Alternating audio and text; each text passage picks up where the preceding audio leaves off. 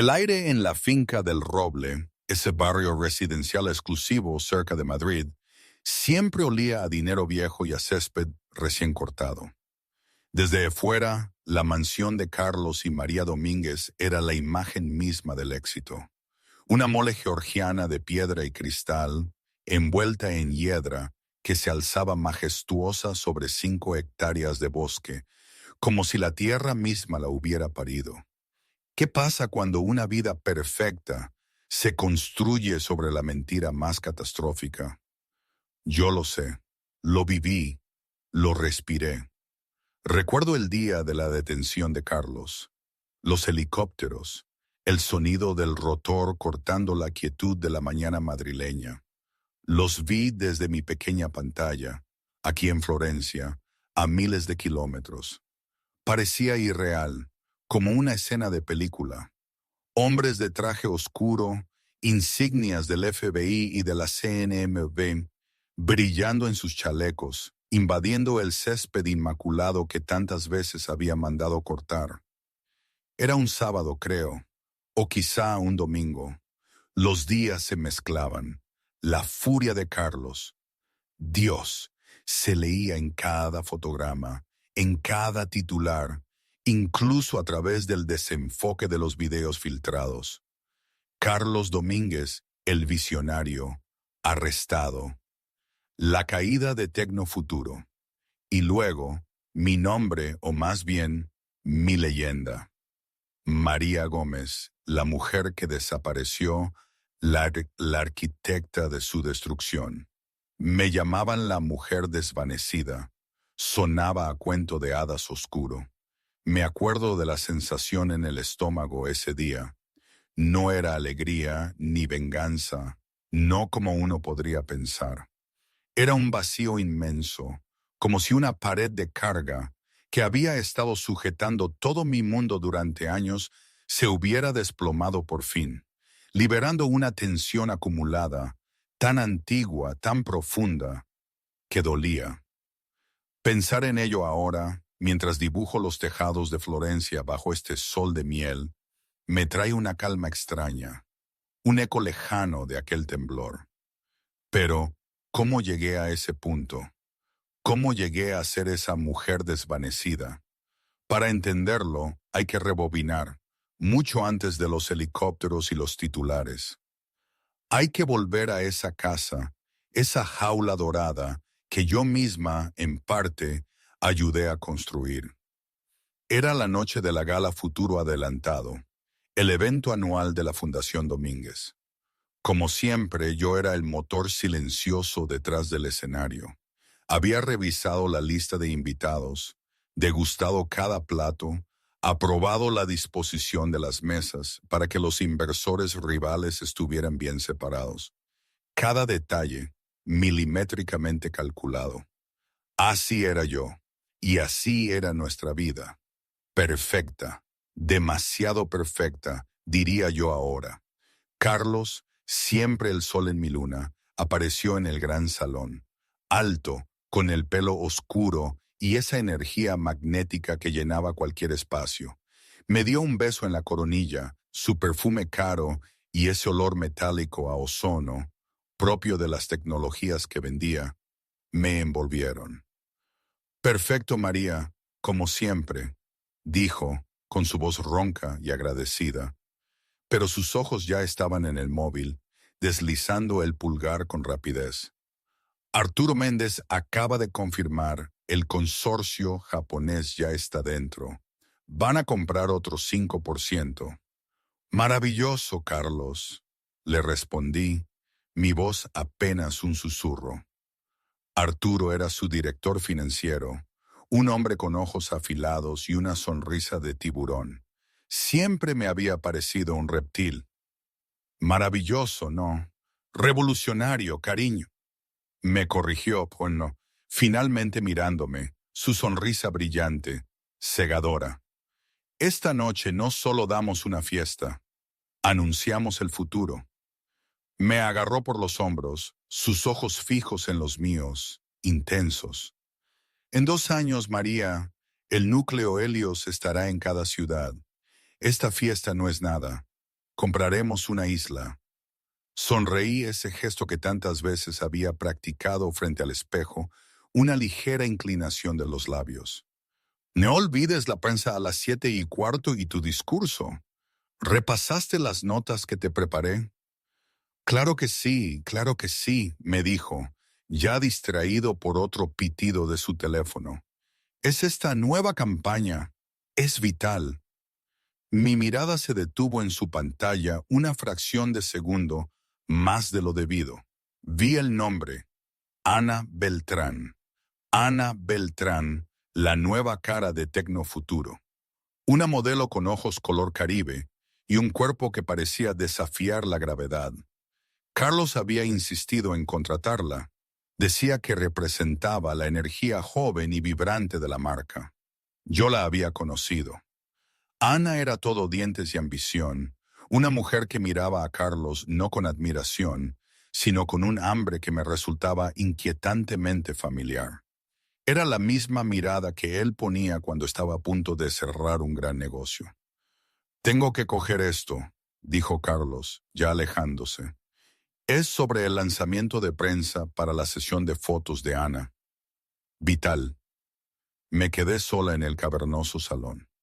La casa estaba en silencio, salvo por el zumbido distante de los camiones de catering.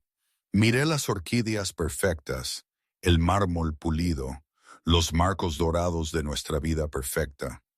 Por primera vez, noté una fina grieta que se extendía desde la esquina del jarrón de Ming.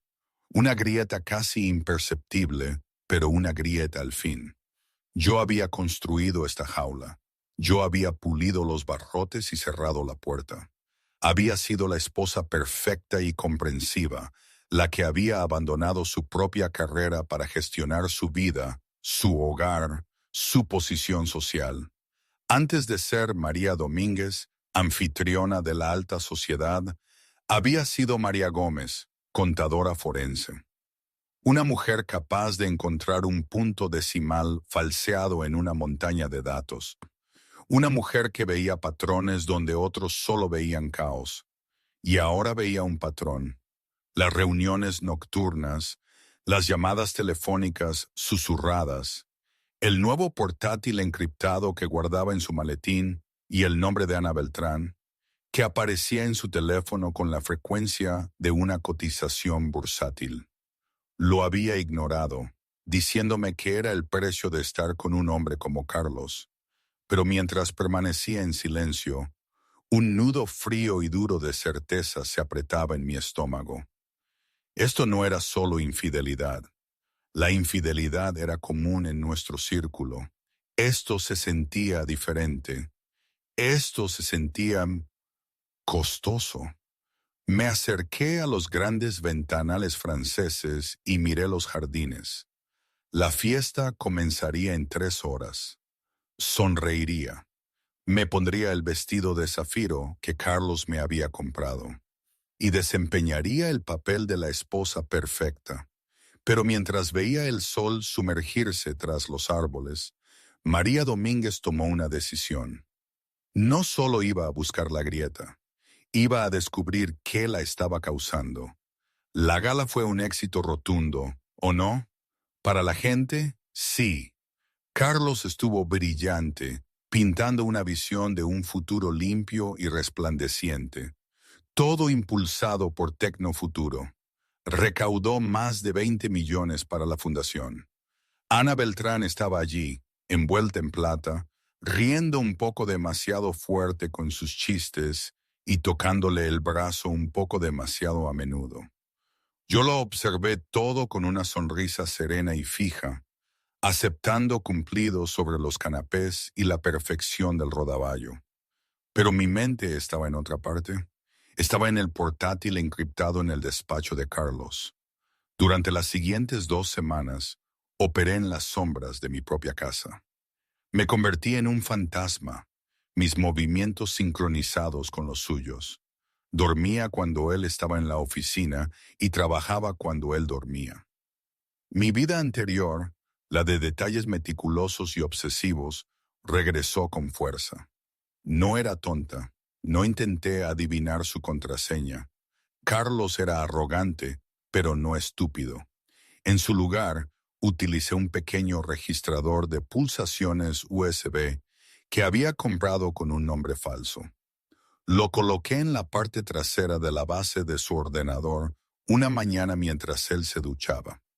Esperé 3 días. Luego, mientras él estaba en una cena de la junta directiva, una cena que yo sabía, gracias al rastreador de su coche, era en un ático del centro que mantenía para los inversores. Recuperé el dispositivo. No usé mi propio ordenador. Fui a la casa de invitados, a una máquina que había comprado en efectivo y configurado con una conexión a Internet dedicada e imposible de rastrear. El archivo del registrador de pulsaciones se abrió. Era un revoltijo de pulsaciones. Me llevó 1 hora buscar entre el ruido para encontrar la cadena de 24 caracteres que había usado para acceder al portátil encriptado. Mis dedos temblaron mientras la tecleaba. Helios Invictus, el 25 de abril. ¿O era Helios Invictus y su fecha de fundación? No estoy segura de la fecha exacta ahora, pero sé que era algo así, una clave que mezclaba lo personal y lo empresarial, muy a su estilo. La unidad se montó. Al principio era lo que esperaba. Memos, planes de marketing, contratos. Luego encontré la carpeta etiquetada Personal dentro de una subcarpeta AB. Fue una inundación. Fotos, videos, reservas de hotel. Ana Beltrán, no en las fotos profesionales de alta costura de la campaña, sino en albornoces de hotel, en su coche, en su jet privado. Estaba ordenado y era innegable. Sentí un breve pinchazo frío, pero lo aparté. Esto era solo el síntoma. Buscaba la enfermedad. Dejé la carpeta AB y me adentré en los números, en las finanzas centrales. Carlos siempre me había mantenido alejada de los verdaderos negocios, dejándome gestionar los libros de la casa y la fundación, pero nunca Tecnofuturo en sí. Decía que era para protegerme. Yo sabía que era para controlarme. Abrí una carpeta llamada iPude interna. Encontré lo que buscaba, no en una hoja de cálculo, sino en una larga cadena de correos electrónicos cada vez más frenéticos entre Carlos y un hombre que no conocía. Un tal Dr. José Ruiz, antiguo jefe de ingeniería. El primer correo de hacía 6 meses era del Dr. Ruiz. Asunto: urgente, inestabilidad del núcleo Helios. Carlos, los resultados de las pruebas de la planta de Almería no son solo decepcionantes, son catastróficos. El núcleo no mantiene una carga sostenida. La producción es el 30% de lo que hemos prometido a los inversores y el campo de contención muestra fracturas por estrés. Estamos falseando los datos públicos. Esto no es un fallo, es un defecto de diseño fundamental. Tenemos que detener el lanzamiento y decírselo a la Junta. La respuesta de Carlos fue gélida. José, estás reaccionando de forma exagerada. Los datos se gestionan, no se falsean. Estamos en una fase delicada de confianza de los inversores. Tu trabajo es arreglarlo, no entrar en pánico. Que esto quede entre nosotros. La cadena continuó durante semanas. El doctor Ruiz cada vez más desesperado. Carlos cada vez más amenazante. El último correo era de Arturo Méndez, el director financiero enviado a Carlos. Asunto: el problema Ruiz. Está resuelto. Su paquete de indemnización incluye un acuerdo de confidencialidad tan férreo que no podrá pedir un café sin mi permiso. Se ha ido. He ascendido a su número 2, que entiende la lealtad al equipo. Se me heló la sangre. Esto no era solo infidelidad. Esto no era solo tomar atajos. Esto era un fraude multimillonario. Tecnofuturo, la empresa que supuestamente iba a salvar el mundo, era un castillo de naipes. El núcleo Helios era una mentira. Seguí buscando, encontré el rastro del dinero real, una empresa fantasma registrada en las Islas Caimán. AB Inversiones. Había asumido que AB significaba Ana Beltrán. Sí, pero era peor de lo que pensaba. Carlos no solo pagaba a su amante, estaba lavando dinero a través de ella. Le había otorgado a la agencia de modelos de Ana, una empresa que ella había fundado hacía 3 meses, un contrato de marketing exclusivo de 50 millones de euros. A partir de ahí, el dinero se canalizaba desde AVE Inversiones a cuentas privadas en el extranjero.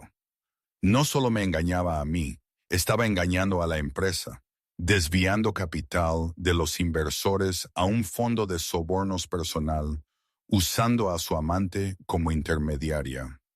Estaba planeando cobrar. Las acciones estaban en su punto máximo. Se estaba preparando para una ronda de financiación final masiva, después de la cual él y Arturo Méndez venderían sus acciones, dejando a todos los demás, incluido el consorcio japonés y los fondos de pensiones que habían invertido, con nada más que un pedazo de metal inútil e inestable. Y Ana era su cómplice. Me recosté, el brillo del monitor iluminando mi rostro pálido y conmocionado. La casa de invitados estaba en silencio. No solo me había traicionado a mí, había traicionado a todos. Era un ladrón vestido de Salvador. Miré las pruebas, los correos electrónicos, las transferencias bancarias, los datos de prueba reales y sin filtrar de la planta de Almería. Lo entendí. Carlos sabía que el núcleo era un fracaso. Solo estaba tratando de mantener la mentira el tiempo suficiente para hacerse rico. Arruinaría miles de vidas. Pensé en ir a la junta, pero ¿quién de la junta estaba limpio? Arturo Méndez. Él estaba metido. Los demás estaban tan cegados por el precio de las acciones que nunca me creerían. Se pondrían del lado de Carlos y él me aplastaría. Utilizaría las fotos de la carpeta A y B. Me pintaría como una esposa histérica y celosa y me internaría. No podía luchar contra él en su mundo. No podía ganar en una sala de juntas o en un tribunal. Él era dueño de los abogados, de las firmas de relaciones públicas, y pensaba que era dueño de mí. Miré la unidad en mi mano. Él había construido su imperio sobre mentiras. Yo usaría la verdad para derribarlo.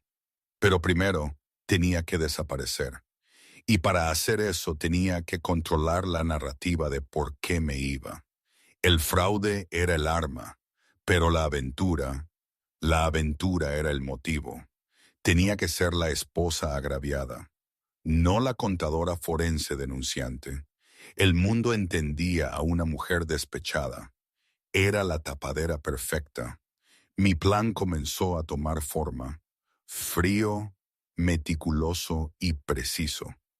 No solo iba a dejarlo, iba a desenterrarlo. A veces, cuando no podía dormir en las noches previas a mi desaparición, pensaba en mis padres, en cómo mi padre siempre decía, no confíes en nadie que suene demasiado bien para ser verdad. Él se refería a los comerciantes del mercado, a sus promesas exageradas. Pero ahora lo entendía de otra manera. El castillo, las promesas de Carlos, todo sonaba demasiado perfecto, demasiado impecable. Y lo perfecto, al final, no existe. Esa era la lección más cruel que había aprendido a base de golpes. ¿Cómo pude ser tan ciega o tal vez tan tonta como para no ver las grietas antes? Supongo que es fácil engañarse a uno mismo cuando el engaño viene con tanto brillo y comodidad. La verdad a menudo es mucho menos atractiva, pero siempre más duradera. ¿O no? María Domínguez pasó el siguiente mes viviendo una doble vida con una precisión escalofriante. De día era la hermosa, aunque ligeramente distante, señora de Domínguez. Organizaba sus cenas, programaba sus citas y asentía serenamente cuando él le decía que trabajaría hasta tarde. De noche era María Gómez, la analista. No solo copió los archivos de su unidad encriptada, descargó todo, el historial financiero completo de la empresa, los informes de ingeniería falseados, los contratos secretos y las cadenas de correos electrónicos incriminatorias. Los duplicó en 5 discos duros separados, de grado militar y encriptados. A continuación, inició el lento y metódico proceso de liquidación. Había mantenido su propia cuenta de corretaje desde antes de casarse. Había sido una inversora astuta. A lo largo de los años, también había sido la principal administradora de las cuentas domésticas, que Carlos, en su arrogancia, veía como dinero de juego, pero que ella había hecho crecer hasta alcanzar una suma considerable de 7 cifras. Comenzó a mover activos, no en grandes bloques sospechosos, sino en un flujo silencioso y constante. Transfirió los fondos a través de una serie de empresas fantasma que ella misma había creado en las últimas 2 semanas, terminando en un banco seguro y anónimo en Suiza. Un banco que valoraba la privacidad por encima de todo. Fue cuidadosa.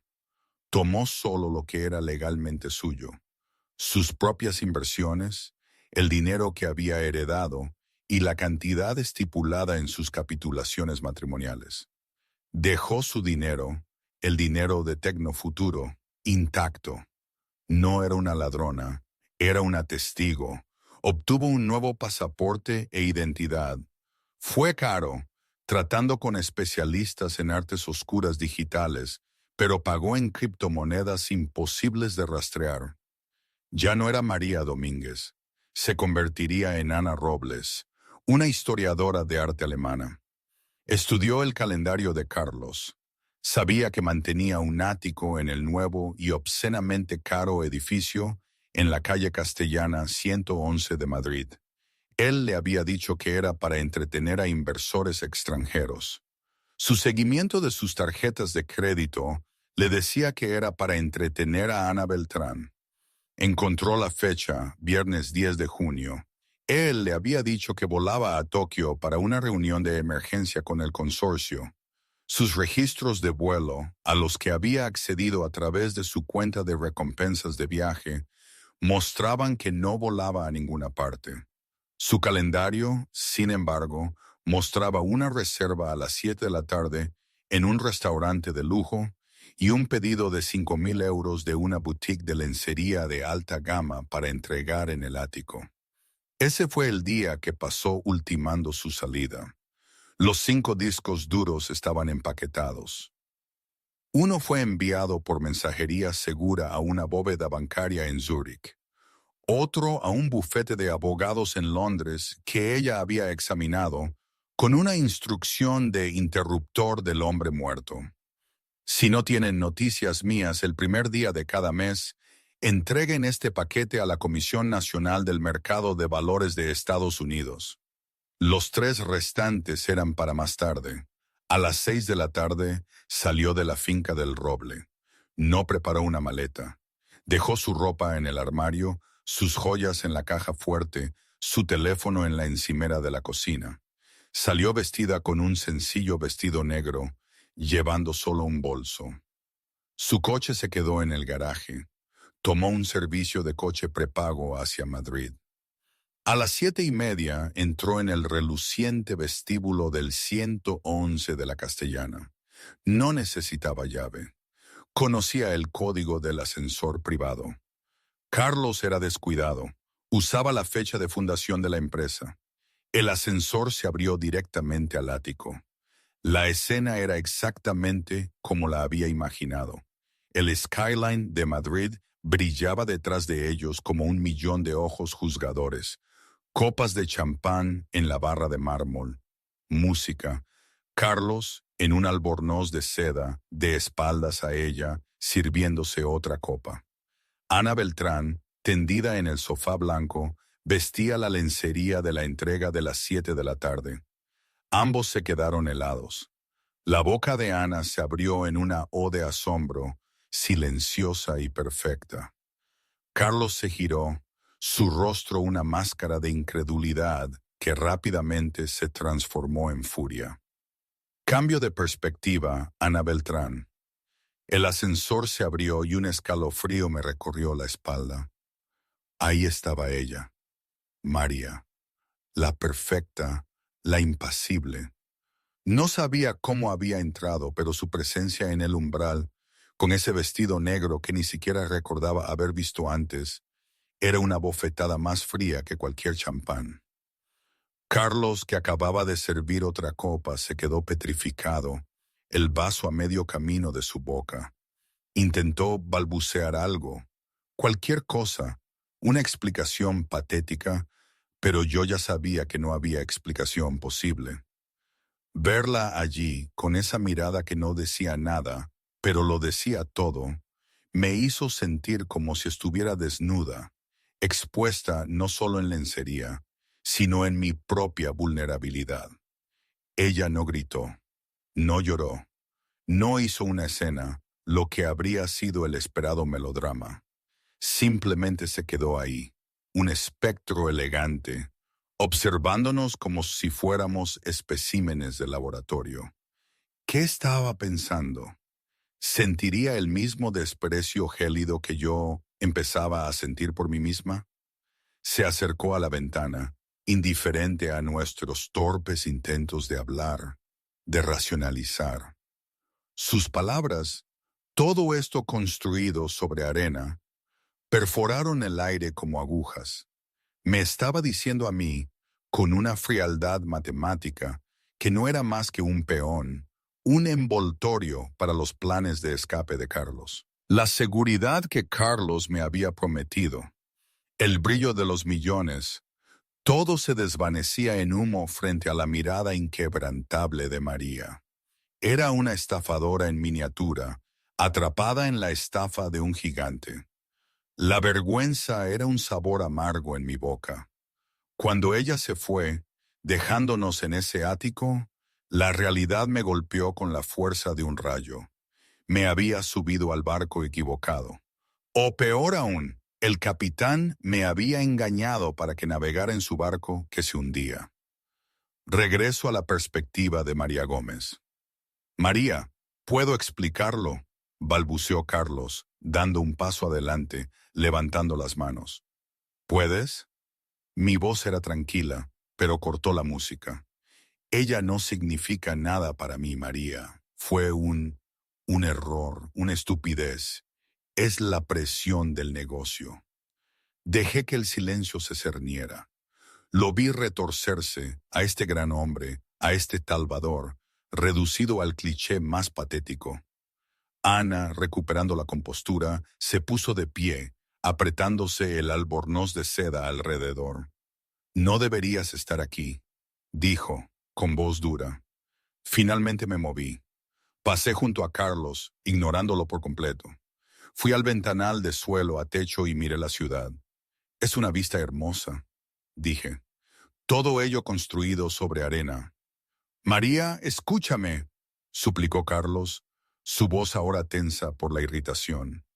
Vayamos a casa. Podemos hablar de esto. Podemos arreglarlo. Me volví para mirarlo. Mi expresión era de una profunda, insondable piedad. «¿Arreglarlo?», dije. «Oh, Carlos, esto no puedes arreglarlo». Miré a Ana. «También te ha estado mintiendo a ti. ¿Sabes ese contrato de marketing de 50 millones de euros? No es para ti, es para él. AB Inversiones es su vía de escape. Tú eres solo el envoltorio». El rostro de Ana se puso blanco. El pánico de Carlos se convirtió en hielo. El juego había terminado, pero no el que él pensaba. «¿Qué has estado haciendo, María? ¿Fisgoneando en mis asuntos?» «¿Asuntos?», dije. «Sí, de ambos tipos». Me volví hacia la puerta. «María, no vas a abandonarme», gritó Carlos, su voz resonando en la minimalista habitación. «No eres nada sin mí. Yo te hice. Si cruzas esa puerta, te destruiré, te dejaré sin nada. Me detuve en el ascensor, con la mano en el botón de llamada. Me giré y por primera vez sonreí. Era una sonrisa aterradora y vacía. Tienes razón, Carlos, te estoy dejando sin nada. Entré al ascensor. María, rugió abalanzándose hacia las puertas que se cerraban, pero éstas se sellaron, reflejando su rostro furioso y aterrorizado. El ascensor descendió suave y silencioso. María Domínguez salió del vestíbulo a la cálida noche de junio y se desvaneció. La rabia de Carlos Domínguez duró exactamente 12 horas. Destrozó el ático, gritándole a Ana que se vistiera y se fuera. Condujo de regreso a la finca del Roble a las 2 de la mañana, esperando a medias encontrarme allí con una legión de abogados. La casa estaba oscura, silenciosa. Entró furioso en nuestro dormitorio. María, nada. Su ropa estaba en el armario, su anillo de bodas sobre la mesita de noche, colocado pulcramente junto a una copia de la Odisea. Revisó el estudio, su portátil estaba allí. Revisó la caja fuerte. La sangre se le heló en la cara. Estaba vacía. No solo sus joyas, no solo el dinero de emergencia. Las chequeras de repuesto estaban allí, pero los libros de contabilidad habían desaparecido. Las pequeñas libretas negras donde yo registraba meticulosamente las finanzas domésticas. Y los discos duros, las copias de seguridad de su caja fuerte personal, que él pensó que estaban seguras. Se tambaleó hacia atrás. No. Corrió a su propio estudio. Encendió su ordenador principal. Intentó iniciar sesión en el servidor seguro de la empresa desde su terminal doméstico. Acceso denegado. Lo intentó de nuevo. Acceso denegado. Perfil de usuario C. Domínguez. Privilegios revocados. ¿Qué? ¿Qué es esto? Intentó iniciar sesión en sus cuentas personales en el extranjero, las que había configurado con Arturo Méndez. Cuenta congelada. Verificación de seguridad pendiente. Un terror frío y visceral, una emoción que Carlos no había sentido desde que era un niño, lo dominó. Esto no era una esposa que se iba. Esto era una extracción. Llamó a su oficina. Era sábado por la mañana. Nadie respondió. Llamó a Arturo Méndez. Fue directamente al buzón de voz. Llamó al jefe de su departamento de TI. Damián, soy Carlos. Alguien me ha bloqueado el acceso al servidor. Creo que nos han atacado. Necesito que... Señor Domínguez. La voz de Damián era temblorosa. Yo no puedo hacer eso, señor. Mi acceso fue revocado hace una hora por un administrador de nivel alfa. Pensé que era usted. ¿Nivel alfa? Soy el único alfa. Yo y Arturo. No, señor. Había un tercero, una cuenta de administrador que configuramos para la construcción inicial hace años. Admin. Ha estado inactiva durante 6 años. Justo se activó hace una hora. María Gómez. Carlos dejó caer el teléfono. Yo había construido el sistema. Lo recordó ahora, vagamente. Años atrás, antes de que Tecnofuturo fuera un gigante, cuando estaban en una pequeña oficina en Leganés, yo, con mi experiencia en contabilidad, había configurado toda su arquitectura financiera. Él me había ido eliminando a medida que la empresa crecía, trayendo a ejecutivos de verdad como Méndez. Había olvidado que yo todavía tenía las llaves maestras. No solo había copiado los datos, lo había bloqueado de su propio reino. Aquí tengo que parar un momento. No puedo evitarlo. Esto que cuento, todo este plan, esta situación con Carlos, en el fondo, era una locura total, ¿verdad? Quiero decir, pensadlo bien, una mujer, una excontable, enfrentándose a un magnate que controla medio mundo, y que creía tenerlo todo atado. En mi casa la gente diría, esta mujer está chiflada. Pero quizá, y solo quizá, ese era el punto. Que fuera tan increíblemente descabellado, tan fuera de lo normal, que nadie pudiera verlo venir.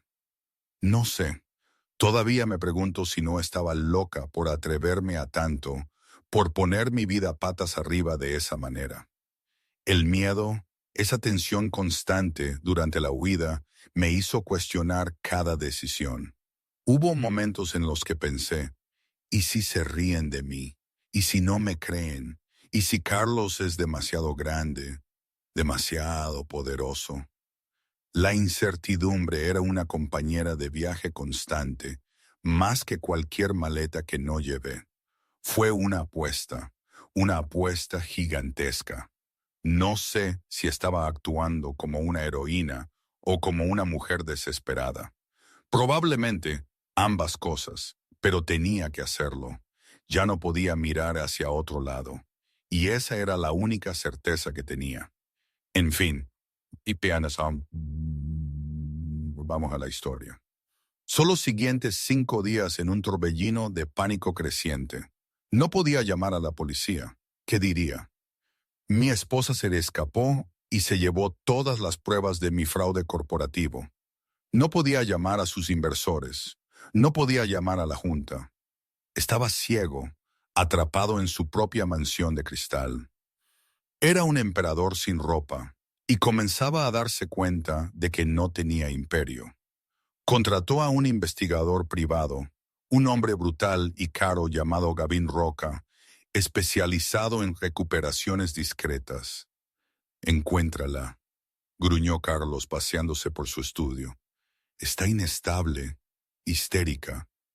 Se, se llevó cosas que no le pertenecen. Roca no se impresionó. Se llevó dinero, se llevó datos sensibles de propiedad, y es su esposa, así que está enfadada. Estará en un balneario en Tarifa o en casa de una amiga en Sitges. Se quedará sin dinero y volverá. No lo entiendes, siseó Carlos, con las manos temblorosas. Necesitas encontrarla ahora. Durante una semana no hubo nada. El equipo de Roca se encontró con paredes de ladrillo. María Domínguez no había usado una tarjeta de crédito, no había usado su pasaporte. Su teléfono seguía en la encimera de la cocina. No existía. Entonces, al octavo día de mi desaparición, el mundo de Carlos Domínguez se derrumbó. No comenzó con una llamada telefónica. Comenzó con un sonido. El sonido de un helicóptero. Miró por la ventana y vio un helicóptero negro sin identificar aterrizando en su perfecto césped delantero. Hombres de traje oscuro con insignias del FBI y la CNMV grabadas en sus chalecos salieron. Al mismo tiempo, las puertas de su finca, las puertas para las que yo tenía los códigos, se abrieron de golpe, y un convoy de todoterrenos negros subió por la entrada. Su teléfono empezó a gritar. Era Arturo Méndez. «Carlos, están aquí. Los federales están por todas partes. Están registrando la oficina. Tienen órdenes». Carlos se quedó helado. Su taza de café se le escapó de la mano y se hizo añicos en el suelo. Un golpe metálico agudo resonó por el pasillo. «Señor Carlos Domínguez, somos del FBI. Tenemos una orden de arresto». No se movió. Solo miró la puerta principal mientras era derribada, astillándose de sus bisagras. ¿Dónde estaba yo? ¿Cómo pudo? Y luego su asistente personal, histérica, lo llamó. Señor Domínguez, la carta está por todas partes. Está en las noticias. El Wall Street Journal, el New York Times. Oh, Dios mío, señor Domínguez, ¿qué hizo? La carta no llegó por correo electrónico. A las 9:01 de la mañana, precisamente cuando abría la bolsa, Paquetes simultáneos fueron entregados por un mensajero asegurado al editor en jefe del Wall Street Journal, al jefe de la División de Ejecución de la SEC y al fiscal general del Distrito Sur de Nueva York. Cada paquete contenía 2 elementos: una delgada carta encuadernada de 12 páginas y un único disco duro negro encriptado. La carta estaba impresa en papel grueso con marca de agua. El título en la portada, con una fuente serif sencilla y elegante, decía: Una carta abierta sobre la insolvencia y el fraude criminal de Tecnofuturo S.A. Comenzaba: A los inversores, empleados y la confianza pública. Mi nombre es María Gómez de Domínguez. Durante la última década he sido la esposa de Carlos Domínguez, el célebre fundador de Tecnofuturo. Si bien el mundo me conocía como anfitriona, mi marido me conocía como su primera contable. Fui yo quien construyó la arquitectura financiera de su empresa. Fue una arquitectura que él utilizó más tarde no para construir un futuro, sino para orquestar uno de los mayores engaños corporativos de la historia moderna. Escribo esta carta porque ya no puedo ser cómplice con mi silencio en este fraude. Tecnofuturo es una mentira. El núcleo Helios no funciona. La carta no era el desvarío emocional de una esposa abandonada. Era una ejecución forense fría. En secciones numeradas y precisas, yo exponía toda la conspiración. Detallaba el problema Ruiz, incluyendo los informes de ingeniería suprimidos del doctor José Ruiz, de quien señalaba que había sido despedido y silenciado por decir la verdad. Detallaba los datos falsificados que se estaban suministrando a los inversores, mostrando una exageración del rendimiento del 300%. Detallaba la empresa fantasma AB Inversiones y su verdadero propósito. Nombraba a Ana Beltrán no como amante, sino como una coconspiradora no acusada en un esquema para lavar capital de inversores robado. Detallaba el inminente plan de Carlos Domínguez y el director financiero Arturo Méndez para iniciar una ronda final de financiación que pretendían usar como liquidez de salida antes de vender sus acciones y llevar a la empresa a la bancarrota. La infidelidad del señor Domínguez, escribí en un párrafo escalofriante, es un asunto personal, pero su uso de su amante, la señora Beltrán, para crear una empresa fantasma de 50 millones de euros para robar a sus propios accionistas es un delito federal. La aventura fue meramente un síntoma de su verdadera patología, una codicia patológica que ha envenenado a su empresa desde la raíz. La editora del Wall Street Journal, una mujer llamada Clara Jensen, leyó la carta con el corazón en un puño. Era la historia más grande del año, posiblemente de la década. Era Enron, Madoff y Theranos en uno. Tráeme a todos, balbuceó Clara a su asistente. Tráeme a nuestro equipo técnico, a nuestro equipo legal y a nuestra unidad de delitos financieros. Ahora, tenemos que verificar esto. No tuvieron que esperar mucho.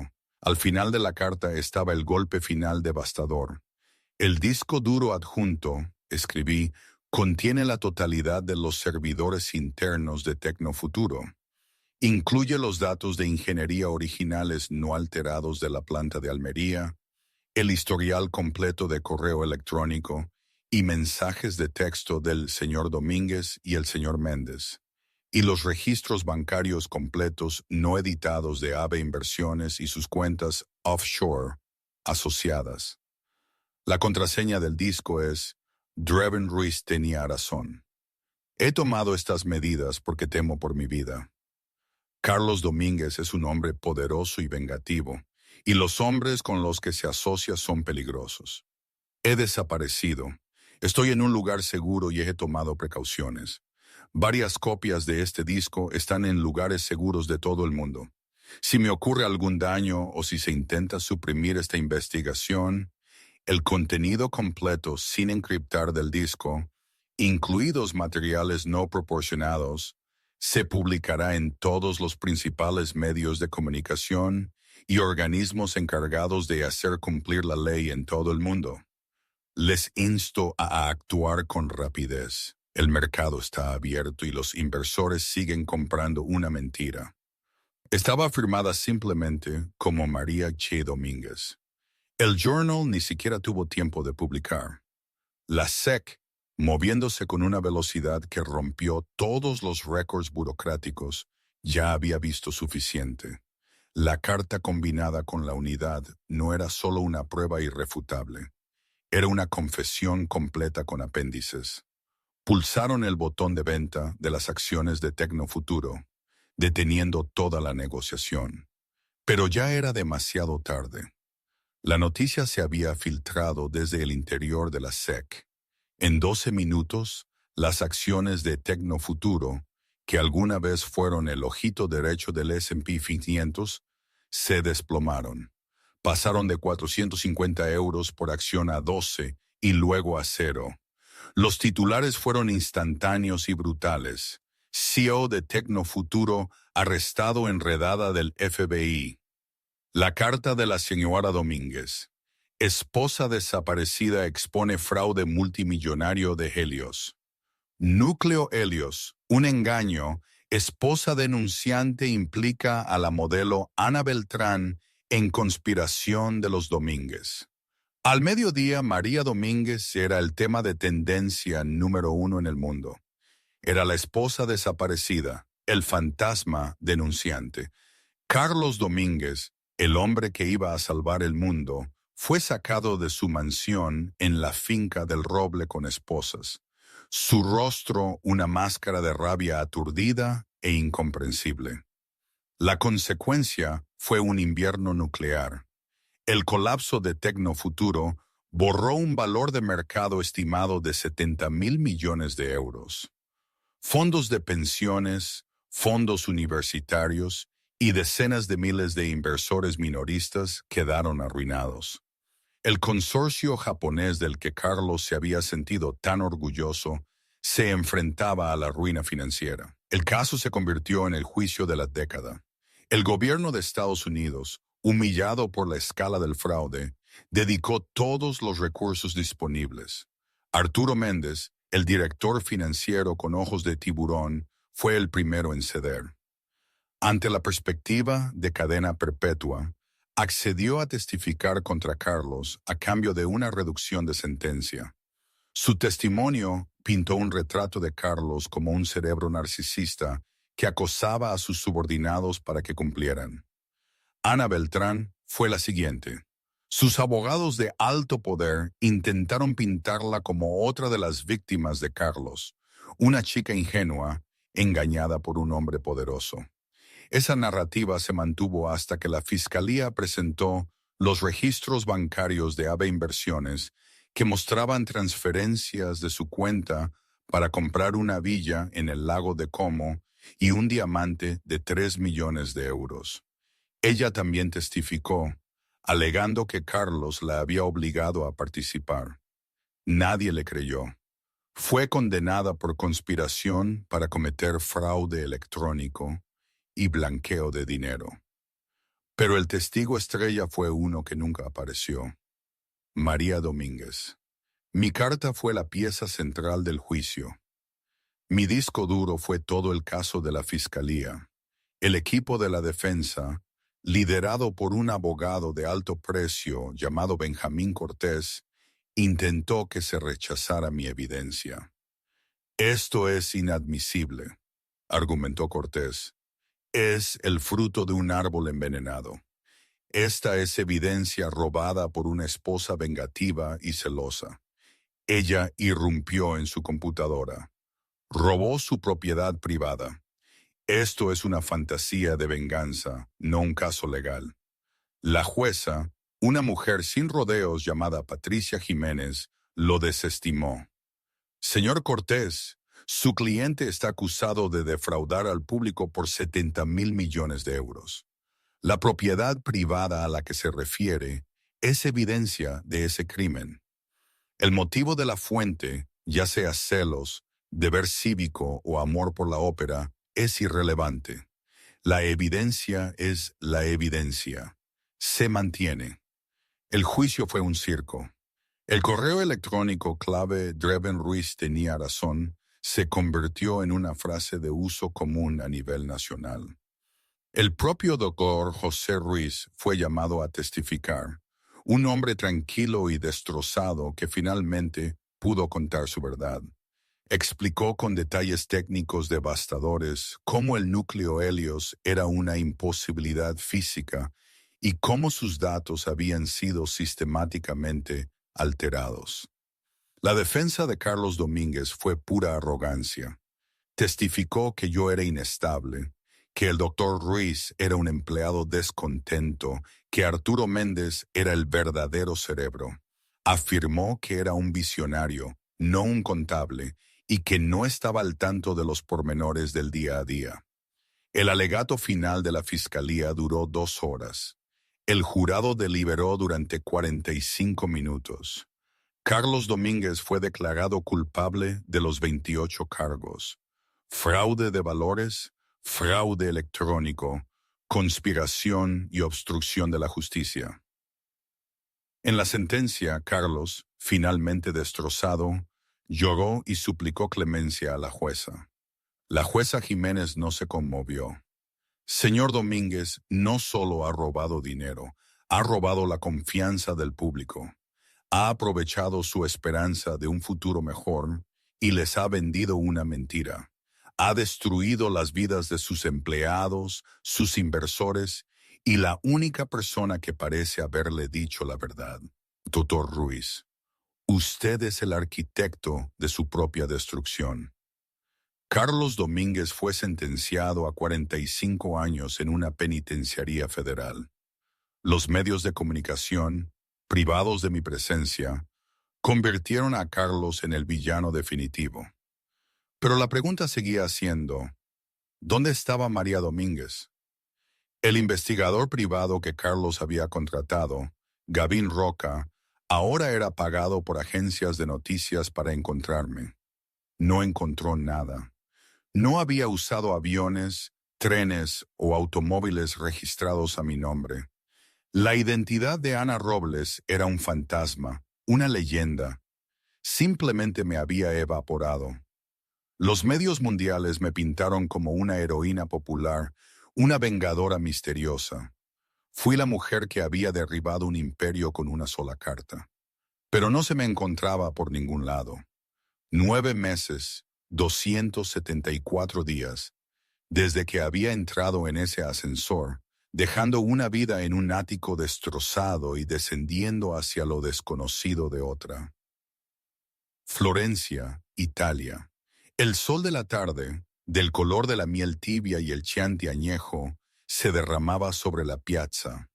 Aquí el aire olía a café tostado y a piedra centenaria, un contraste bienvenido con el olor metálico y estéril a dinero viejo y césped cortado de la finca del Roble.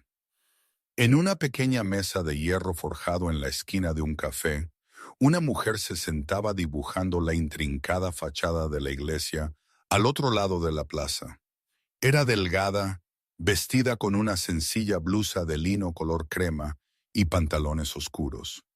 Su cabello era corto, un castaño oscuro intenso, cortado en un elegante y severo bob que enmarcaba un rostro que, aunque familiar en su estructura ósea, era completamente nuevo.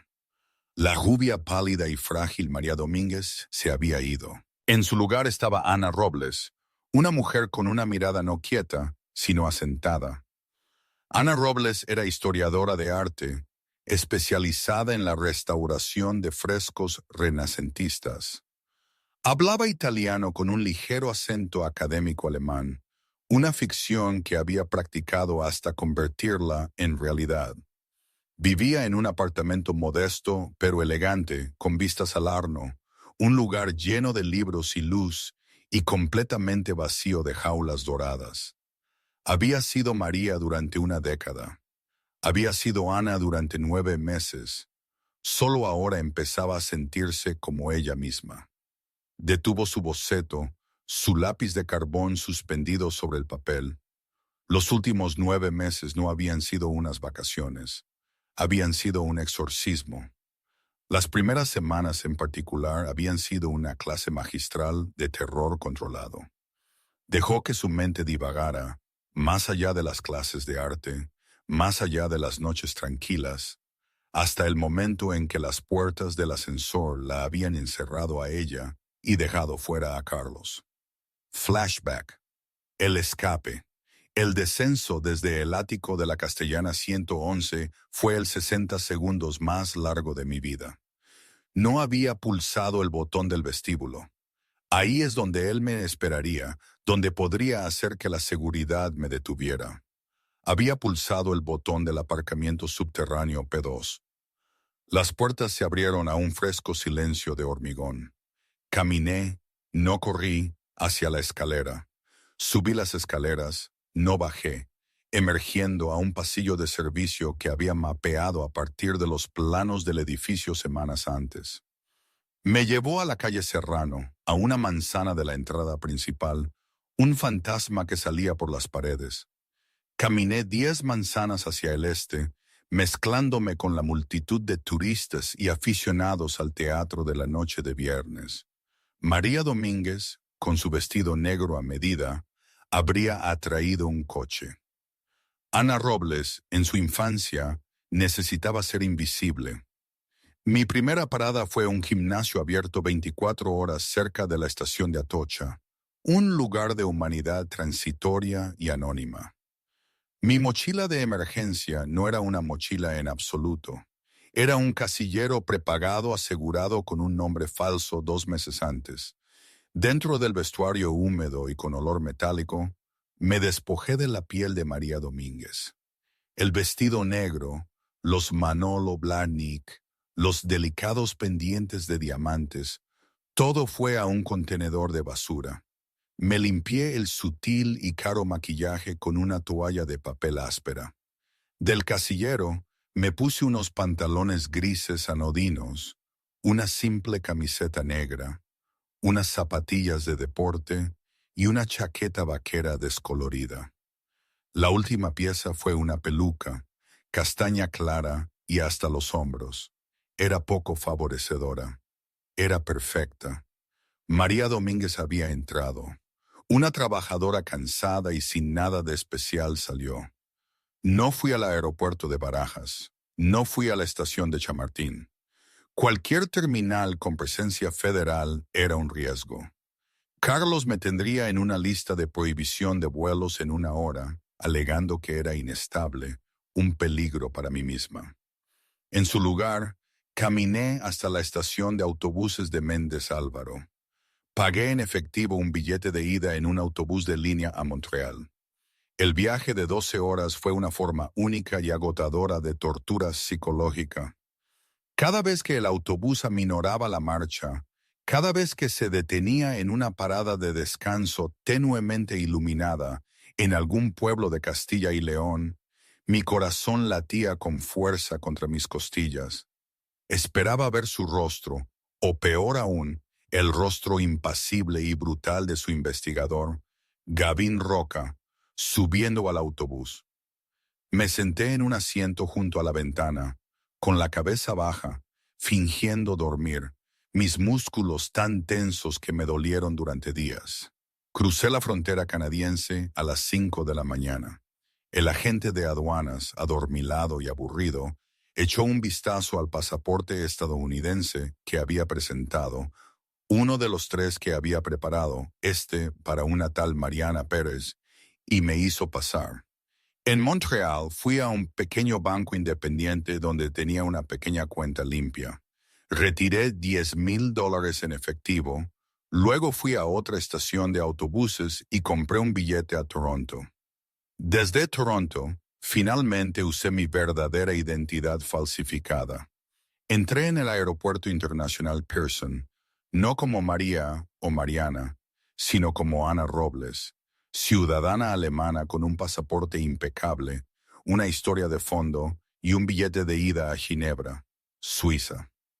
Pasé los siguientes 7 días en una pequeña, limpia y anónima habitación de hotel en Ginebra, a tiro de piedra del banco que guardaba mi nueva vida. Esos 7 días fueron la verdadera prueba. Había encendido la mecha. Ahora tenía que esperar la explosión. Vivía de la comida a domicilio, observando el mundo a través de un portátil seguro y encriptado. Tenía una línea de comunicación abierta, una cuenta de Proton Mail conectada con el señor Alistair Finch, el socio principal tranquilamente implacable de mi bufete de abogados elegido en Londres. Había enviado mi único mensaje preestablecido. Asunto. El ruiseñor está en el nido. El paquete está activo. Si no recibe una orden de suspensión antes de las 08 el GMT del viernes 17, debe ejecutar las instrucciones según nuestro acuerdo. No se establecerá más contacto. Durante una semana, las noticias financieras guardaron silencio. Las acciones de Tecnofuturo estaban en su punto más alto. Carlos estaba de nuevo en la portada de Forbes. Sentí un vuelco nauseabundo. ¿Había calculado mal? ¿Había encontrado la brecha? ¿Había logrado de alguna manera cubrir sus huellas, invalidado mis pruebas y estaba incluso ahora enviando a Roca a casarme? No dormía. Solo observaba la cotización. Luego, la mañana del 8º día sucedió. Estaba viendo Bloomberg cuando la banda roja parpadeó en la parte inferior de la pantalla. TRN, negociación suspendida a la espera de noticias. Se me cortó la respiración. Miré sin pestañear. La cotización desapareció. La pantalla pasó a un presentador de noticias de última hora, con el rostro serio. Estamos recibiendo informes asombrosos y no confirmados desde Nueva York. Agentes federales del FBI y la SEC están llevando a cabo una masiva redada coordinada en la finca de Greenwich, Connecticut, del multimillonario Carlos Domínguez, así como en la sede de Tecnofuturo en Manhattan. La voz del presentador se desvaneció. Miré mis manos. Temblaban con un temblor violento e incontrolable que parecía provenir de mis propios huesos. Y luego lo vi. Mi carta. Un periodista la sostenía en alto, leyendo extractos en voz alta. Un fraude multimillonario. El núcleo Helios no funciona. Mi nombre es María Gómez de Domínguez. Era real. Había funcionado. Observé cómo los presentadores, los expertos y los analistas financieros intentaban comprender la escala de aquello. Mostraban las imágenes de Carlos, su rostro una máscara de rabia púrpura y apopléjica, siendo sacado con esposas de su salón de mármol. Mostraban a Ana Beltrán, con aspecto barato y aterrorizado, siendo sacada de su ático. No sentí alegría, no sentí triunfo. Sentí la liberación catastrófica y agónica de una tensión de 10 años. Era el sonido de una pared de carga derrumbándose finalmente. Me incliné sobre el escritorio de la habitación del hotel y enfermé físicamente. Cuando terminó, me levanté, me lavé la cara y eliminé la cuenta de correo electrónico. Empaqué mi única maleta, salí del hotel y fui al banco. Accedí a la bóveda suiza, recuperé mis fondos restantes y subí a un tren. No a Roma, ni a París, ni a Londres, demasiado obvio. Fui a Florencia, una ciudad de renacimiento, una ciudad donde se creaban, se perdían y se restauraban cuidadosamente obras maestras. Pazza Agnesanti, Ana Robles cerró su cuaderno de bocetos. El recuerdo del escape había perdido su filo agudo y aterrador. Ahora era solo una historia. Un camarero dejó un pequeño periódico doblado sobre su mesa. La República. Asintió en agradecimiento. El titular era contundente. La foto, demasiado familiar. Carlos, demacrado y canoso. Su traje a medida reemplazado por un uniforme de prisión mal ajustado. Miraba fijamente desde la portada. El tifón de Wall Street condenado a 45 años. Leyó el artículo con indiferencia. Detallaba su última y llorosa súplica de clemencia. Detallaba la fulminante condena de la jueza. Mencionaba las miles de vidas arruinadas, los fondos de pensiones aniquilados. Me mencionaba a mí, la Moglies comparsa, la esposa desaparecida, la misteriosa y heroica denunciante que lo había derribado y se había desvanecido. Una leyenda popular de la era moderna. Sintió un destello de nada, ni piedad ni satisfacción. Él era solo una variable en una ecuación resuelta. Su teléfono encriptado, un dispositivo que usaba solo una vez al mes, vibró sobre la mesa. Un nuevo mensaje. Era de Alistair Finch. Asunto. Fase 2 completada. Señora, el gobierno de los Estados Unidos ha finalizado el fondo de compensación a las víctimas de la SEC. Según su directriz irrevocable ejecutada el día de su partida, la totalidad de su reclamación conyugal, $84.5 millones después de liquidación e impuestos, ha sido dotada de forma anónima. La Fundación José Ruiz para la Verdad Técnica está ahora capitalizada a perpetuidad. Su primera acción adjunta fue un éxito. Esperamos cualquier otra instrucción, aunque entendemos que no habrá más. Que esté bien, EF. Sus dedos, ahora firmes, abrieron el archivo adjunto. No era un extracto bancario.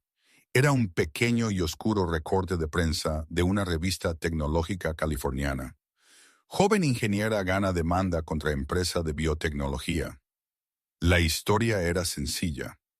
Una mujer de 28 años, una ingeniera junior llamada Priya Sharma, había sido despedida por negarse a firmar datos falsificados para un nuevo dispositivo médico.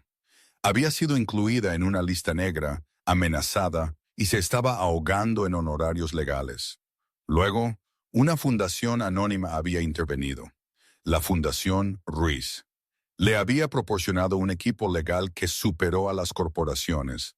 La había protegido del acoso mediático y había financiado su defensa hasta que no solo había ganado su demanda por despido improcedente, sino que había forzado una investigación federal sobre las prácticas de la empresa.